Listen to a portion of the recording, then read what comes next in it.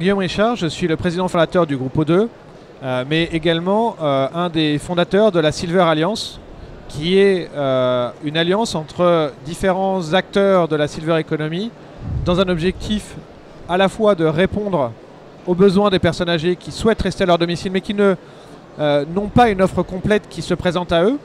Et donc, moi, ma mission, c'est de contribuer à la qualité de vie des particuliers de tous âges. Mais quand j'interviens au domicile, je ne fais que du service à la personne. Et par exemple, je vois qu'il y a un besoin d'aménagement du domicile, je vois qu'il y a un besoin d'équipement en gérontechnologie, mais je ne peux pas les fournir.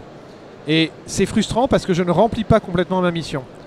En étant associé au sein de la Silver Alliance à d'autres acteurs de la Silver Economy, eh ben je serai demain capable de prescrire et d'offrir une solution globale, complète à mes clients.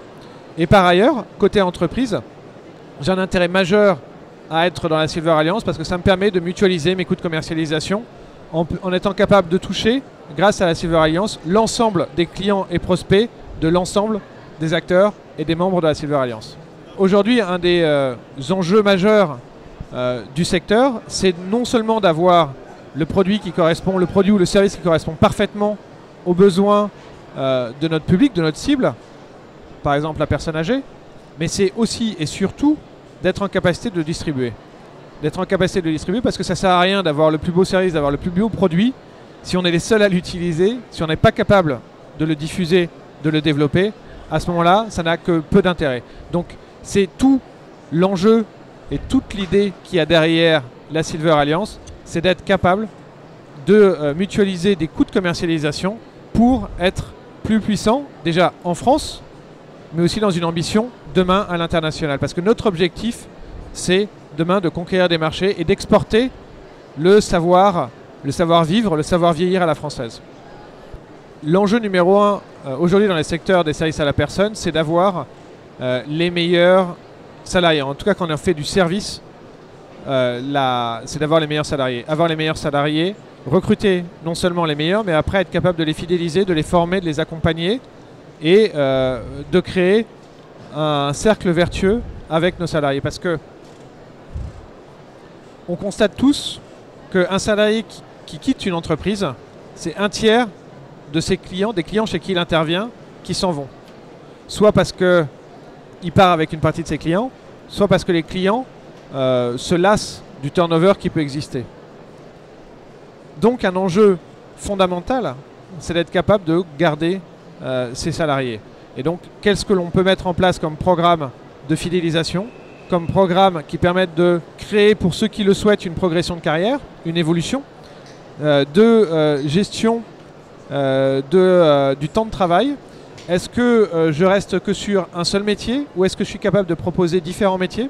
Par exemple, chez O2, un des enjeux majeurs, c'est d'être capable de proposer à un salarié de développer ce qu'on appelle la multicompétence. Le top, c'est le salarié qui le matin va s'occuper d'une personne âgée, en début d'après-midi va s'occuper de faire de l'entretien de la maison chez un particulier et le soir va aller s'occuper des enfants. Pourquoi? Parce que dans ce cas-là, on a une diversité de missions, on a une diversité des publics dont on s'occupe qui rend le métier particulièrement intéressant et puis on a une pénibilité qui est réduite. Parce que s'occuper des personnes âgées, c'est une pénibilité psychologique. Parce que je suis confronté à la dépendance, à la mort, etc. S'occuper du ménage, c'est une pénibilité physique, parce que c'est physiquement éprouvant. Alors ceci, les personnes âgées, ça peut aussi l'être. Et puis, s'occuper des enfants, c'est une pénibilité psychique, parce que c'est une attention de tous les instants.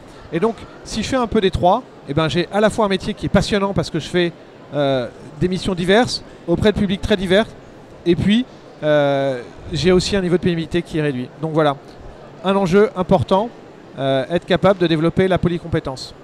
Les perspectives d'avenir pour le secteur sont extrêmement favorables. Elles sont extrêmement favorables parce qu'on est sur un marché qui, structurellement, ne peut que grandir.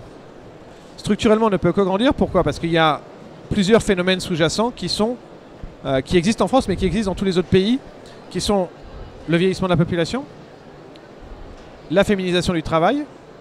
Et ces deux éléments posent la question de qui pour s'occuper des personnes âgées, qui pour faire les tâches ménagères, parce que si nous les hommes on avait résolu le problème en confiant les tâches ménagères aux femmes, mais il y a un moment, si les femmes travaillent aussi, ça pose un problème d'équilibre de répartition de ces tâches ménagères ou d'externalisation de ces tâches ménagères.